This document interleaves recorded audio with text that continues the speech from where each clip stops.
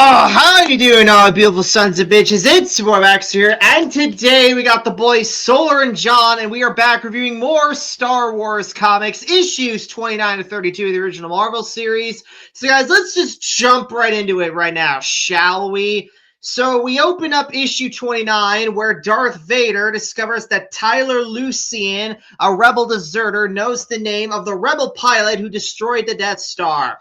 The bounty hunter, Baylord Valance, is on the trail of the same man, but for a different reason. He wants to prevent Vader from learning the information he seeks. The two confront each other near Lucien's hideout at Ruby Flame Lake, and a terrific battle occurs between the two cyborgs. Vader is victorious when Valance falls into the fatally corrosive lake waters, allowing the Dark Lord to freely enter Lucien's hideout. But Lucien decides not to wait for Vader, but instead jumps into Ruby Flame Lake, killing himself and thwarting Vader's plans. So, guys, thoughts on that issue right there? It was kind of badass. Yeah, really badass on Valance's part, yeah. I feel like they kept Vader's intimidation, like, he's always showing up in all this Disney crap, and it's always like him like getting nearly killed. Whereas in this, he pretty much just owns the fight. Like the biggest win that Valance gets, I mean, obviously his main objective is just buying time, but also and he's been really built up, so it's like a big deal to have Vader just kind of like school him and not really take him as a serious threat, basically. Yeah. But he even says, like, at one point he's like, oh, getting me to a knee is like really an accomplishment, buddy. It's pretty legendary. And then he just immediately like claps him again, using Mace Windu's lightsaber for some reason. Yeah, for some reason Vader's saber was drawn purple in this, but it's like, the real reason I betrayed him was just because I wanted this lightsaber. That's why I cut off his hands. Color, damn it. Yeah. George Lucas wouldn't give me one even when I yelled at him. But and then like even like Valance is like, you think it's gonna press Vader whenever Valance is like grabbing his ankle and like trying to drag him down to the acid, and then Vader just like casually cuts off his hand. Yeah. So it's like a cool way to have him not really accomplish his mission, but also not like nerf him at all or anything. It's just kind of a situation that's out of his control when the guy kills himself. Right, yeah. I like this issue. Like John said, Valance was great as always. I thought he went out really well. They decided to give this one random fuck off rebel that Vader was hunting a little mini arc before he kills himself, setting Vader back even further. It was just a really like great story and all that. That was the funniest part, though. Whenever the rebel is walking alone and he just starts saying his whole backstory to himself, like it's not a thought bubble, it's an actual dialogue bubble. He's like, "Well, back on blah blah blah. Whenever I didn't want to attack the that one part is really wonky, but other than that, the whole issue is still pretty great. Yeah." And it's not like that didn't even convenience anything, because Valance already knew who he was from the other guy. It was just it's literally just for the reader. Anyways, so that was that issue. So now on to issue 30. In this issue, Princess Leia travels to Metalorn on a mission to spread the message of hope to its residents. Metalorn, a factory planet, has been completely controlled by the Empire under the direction of Governor Corwith, with no information of the rebellion reaching its citizens. Leia manages to evade Imperial stormtroopers long enough to contact her former instructor, Arn Horada, in order to have him spread the word that the Rebel Alliance is actively opposing the Empire's tyranny. She's quickly confronted by Baron Ormond Tagg before she's able to establish any details, but manages to escape with the help of a youngster named Tammy. So, guys, thoughts on that issue right there? Yeah, this one was a little blasé. It's like, it's the big industrial planet, and it's like kind of a lesson on like, oh, the propaganda's so bad that it's like at the end it comes to bite Tagg in the ass, because like he tells people to do something and they're like, oh, we have to file a report to blah blah blah. Like they're so whipped into just routine that they can't ever like do anything on their own. And then like the little girl planting seeds, it's like I wasn't really interested in that storyline. That's like they're like, oh, look how hopeful it is. It's like, Yeah, I don't think that's gonna grow anything. Hate to tell you, kid. Yeah, sorry. Yeah, the soil's probably too fucked to grow anything anyway. Yeah.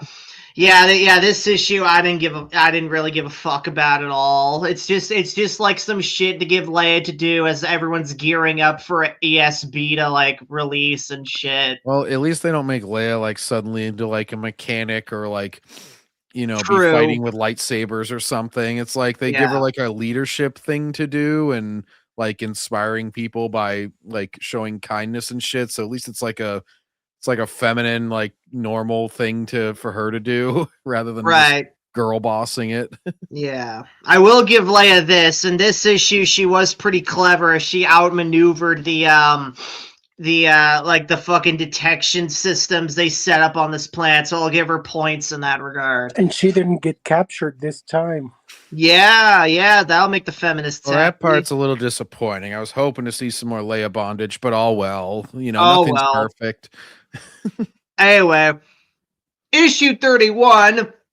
Luke returns to Tatooine for the first time since leaving with Obi-Wan. His mission is to recruit a blockade runner pilots to help the Rebel Alliance evacuate their base on Yavin 4.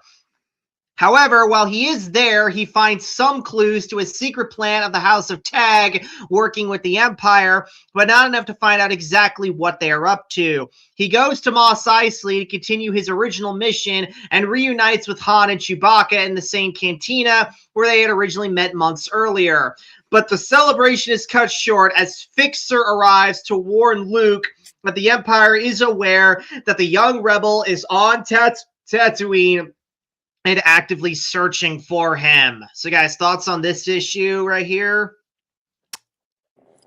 That one was a little bit less eventful, I feel like. Yeah. Because this is wait. No, yeah, this isn't the one where he runs into his old pals, is it? That is it, yeah. Oh, okay. Yeah, because these characters, they're just like newly introduced, and it's instantly like you're reuniting with them or something. Well, to be fair, John, they weren't. They were in the cuts in some of the cut scenes from A New Hope that didn't make it on, but they were adapted into the comic earlier on. But so yeah, but yeah, it's like, but yeah, it's basically like they try to do some stuff where it's like, oh my god, Fixer, how could you sell us out and shit, man? And like, I just didn't. I honestly really did not give a fuck during that scene, especially since their names are Fixer and Cammy. Especially since Fixer and Cammy have by and large been nothing burger characters aside from Luke's friend and shit. And like, yeah, I know it's gotta be like devastating for Luke that like his friends on Tatooine betrayed him and sold him out. But like, we the reader, we hardly know these characters. Even if we read the comic, but yeah, it just did not resonate with me, basically.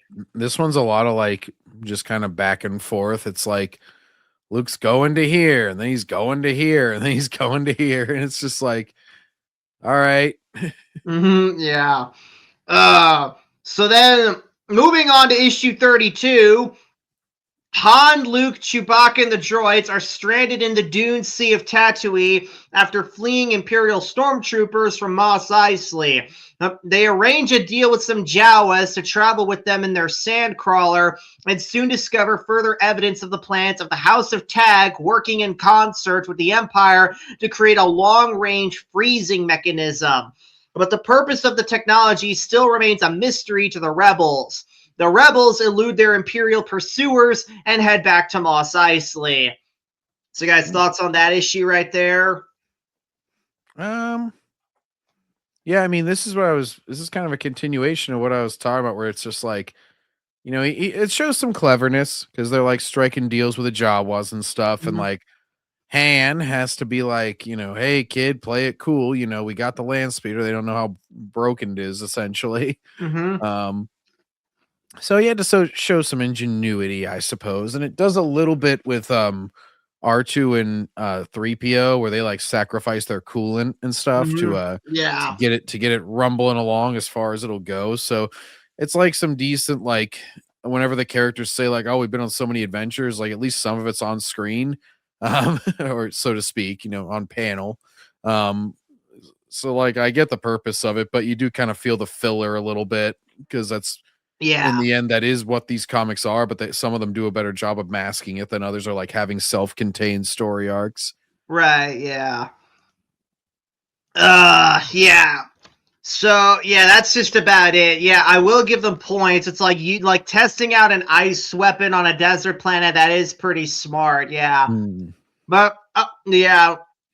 So next issue, they also tease that Luke is finally gonna fight Orman Tag. Are you guys hyped for that or what? It should be fun. Yeah, it should be fun. Leia is an ableist, by the way, just like Grace Randolph, because she attacks the guy with the laser vision in the eyes. He's like, not my freaking eyes again. Yeah. Oh yeah, and what's his face lights Vader on fire. I was like, Vader's gotta be thinking, not again. Yeah. Well, that's gonna be all she wrote for this, guys. So if you guys enjoyed this video, please give it a thumbs up, comment below for the video, subscribe for more videos like this, and we'll see you guys next time in the backseat. Take care.